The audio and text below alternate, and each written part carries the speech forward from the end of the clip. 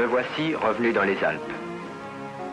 Je retrouve ce monde étrange et tourmenté des glaciers et des aiguilles que je parcourais chaque été avec tant de joie.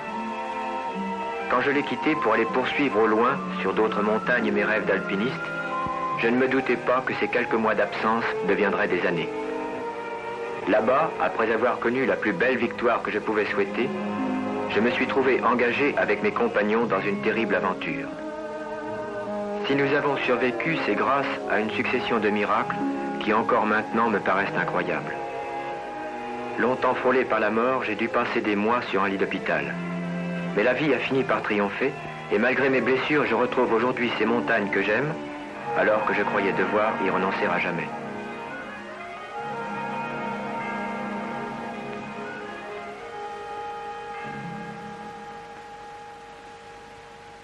Me voici en montagne à nouveau.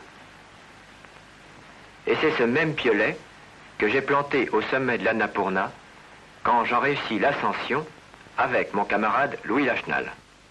Pour la première fois ce jour-là, des hommes ont atteint une cime de plus de 8000 mètres. 2 fois la hauteur du plus haut sommet des Alpes, le Mont Blanc, que voici.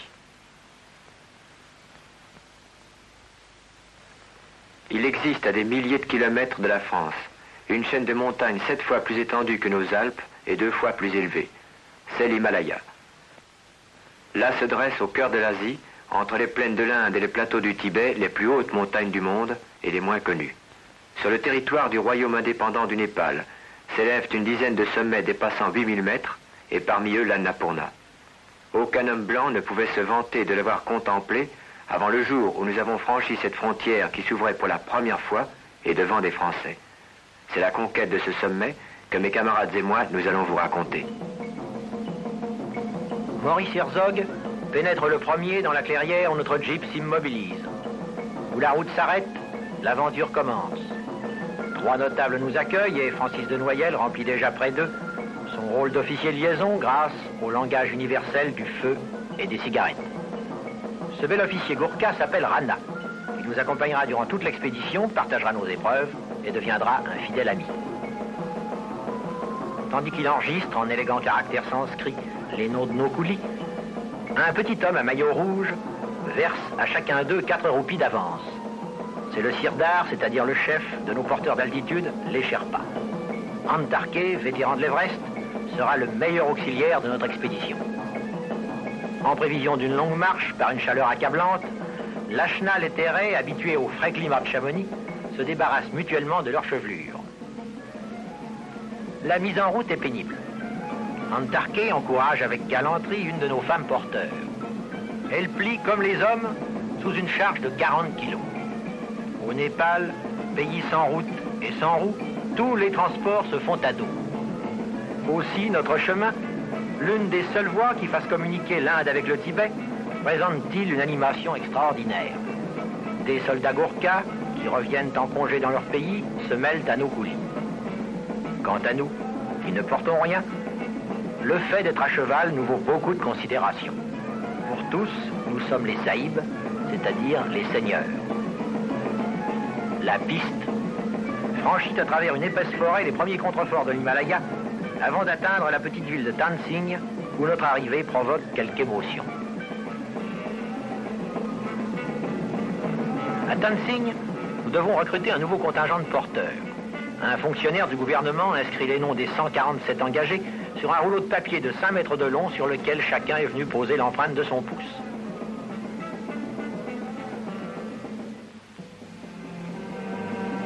Le lendemain, nous traversons la Krishna Gandaki. Cette magnifique rivière nous servira de guide. Nous allons vers le nord, remonter sa vallée sur une centaine de kilomètres. Derrière nous s'élève un véritable château de conte de fées, construit dans ce désert par un Maharaja défunt depuis longtemps.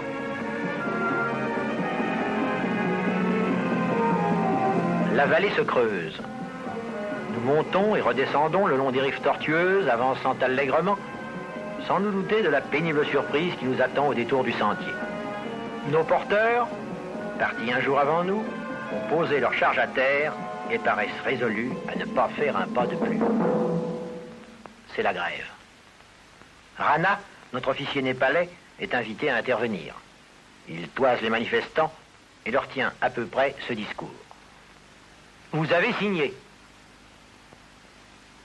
Vous avez mis votre pouce sur le papier. Vous vous êtes engagé à porter 5 étapes jusqu'à Baglung. Et vous avez touché 5 roupies d'avance. Notre gouvernement a promis son aide aux Sahibs français. Il ne faut pas que l'on puisse dire que les gens du Népal ne tiennent pas leur parole. Alors vient la réponse du délégué syndical. C'est entendu, nous avons signé. Mais on nous fait porter des charges rondes et non pas les charges carrées dont nous avons l'habitude. Et qui nous dit que là-bas, à Baglung, on nous paiera notre dû, c'est si loin. Et nos femmes, nos enfants qui nous attendent à la maison, qui se lamentent de notre absence. Rana est perplexe. Nouvelle vocifération des porteurs. Puis, sans raison apparente, toute la troupe se remet docilement en route, satisfaite d'avoir eu sa ration de palabres. Ne l'oublions pas, nous sommes en Orient. Et nous reprenons notre marche, le long de la grande route du Tibet, comme nous l'avons pompeusement baptisée, à travers ce Népal inconnu qui, retranché derrière ses montagnes, est resté volontairement fermé aux Européens. Une file ininterrompue de pèlerins suit les rives de la Krishna Gandaki, affluent du Gange, rivière sacrée. Notre chance a voulu que la plus grande fête religieuse des 12 dernières années ait lieu justement ce jour-là. Les femmes ont revêtu leurs costumes de fête aux extravagantes couleurs et elles se laissent admirer par ces hommes d'une race qu'elles n'ont jamais vue.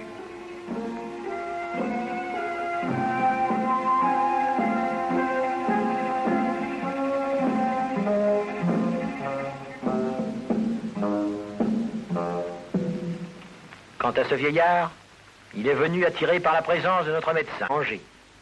À tout hasard, on ajoute quelques pilules pour faire passer le cataplasme. Au suivant.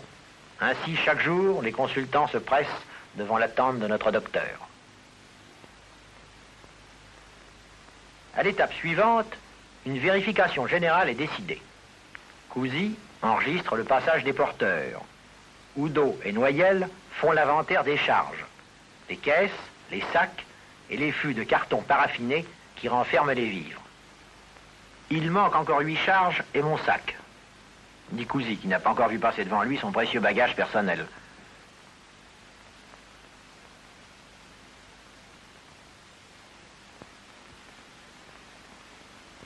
Voici quelques retardataires et toujours pas le sac de Cousy. Un petit bonhomme se présente chargé d'une caisse minuscule.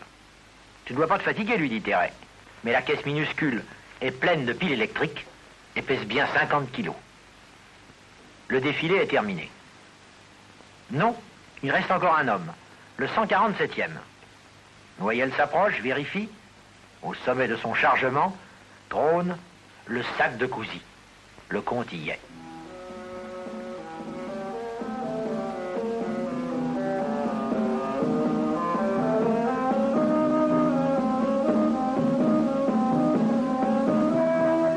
Les cavaliers ont mis pied à terre. Cette gorge profonde nous rappelle celle des hautes vallées des Alpes et sa vue nous remplit de joie. Nous approchons enfin des montagnes.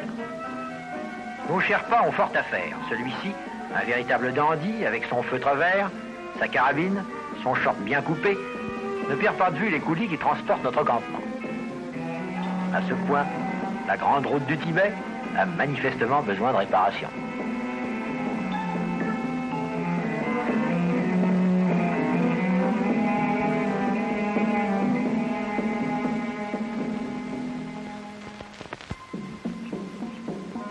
Ce Tibet, nous le sentons proche. L'altitude s'élève. Les villages ont un autre aspect. Sur les toits, en terrasse, le bois s'entasse pour l'hiver, indice d'un climat rigoureux.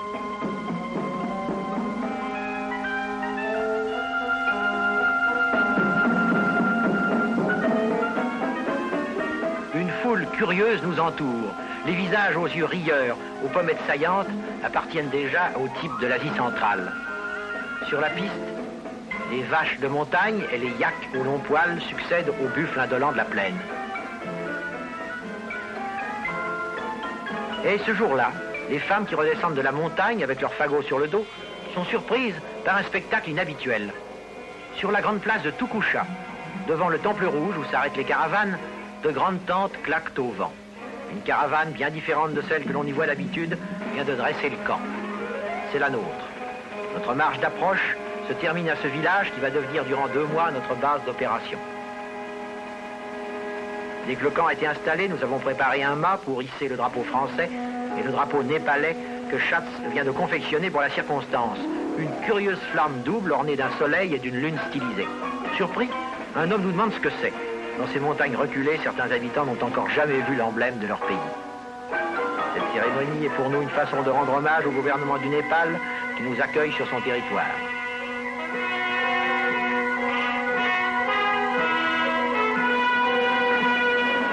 Les couleurs flottent maintenant au-dessus des contreforts neigeux du Dhaulagiri, notre premier objectif.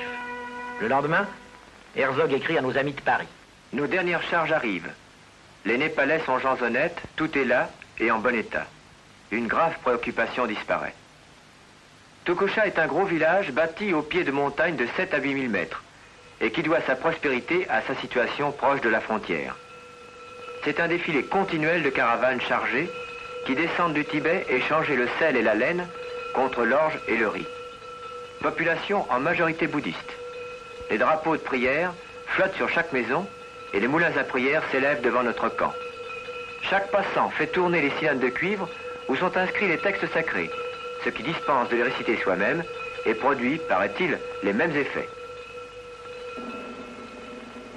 Ce matin, des caravaniers sont venus danser devant notre camp.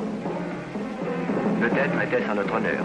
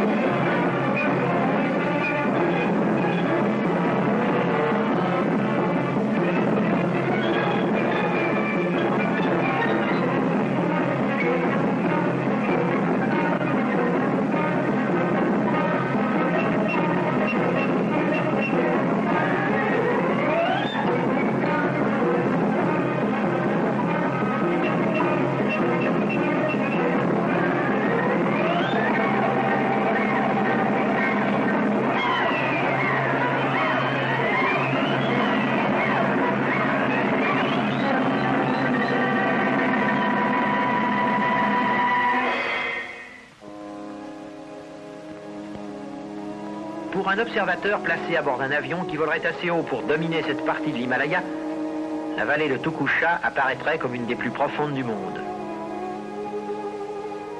Le Dhaulagiri, haut de plus de 8000 mètres, domine directement le village. C'est une montagne absolument immense qui nous écrase de sa masse formidable. Pour nous élever dans sa direction, il n'existe ni chemin ni piste. Jamais les habitants du pays n'ont dépassé la limite des pâturages où ils mènent au printemps paître les yaks. Une végétation exubérante recouvre la base de la montagne. À 5000 mètres, la neige et la raréfaction de l'air rendent la marche épuisante.